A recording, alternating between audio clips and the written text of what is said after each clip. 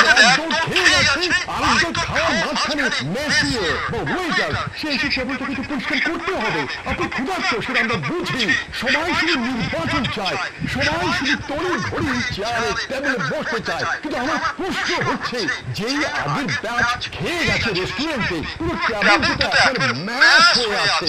আগের ব্যাচ খেয়ে চলে গেছে, পরের ব্যাচ খেতে বসার আগে মেসিয়ে বা ওয়েটার তাকে তো টেবিলটা পরিষ্কার করতে দেওয়া উচিত।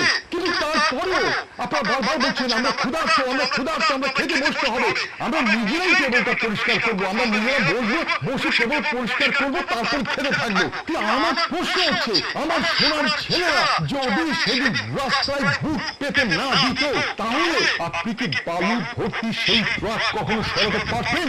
আমার সোনার ছেলেরা যদি সেদিন রাস্তায় বুক পেতে না দিত, আপনি কি আজ খেতে বসার জন্য এত জড়াজড়ি করতে পারতেন? জগদ্দল পাথরের মতো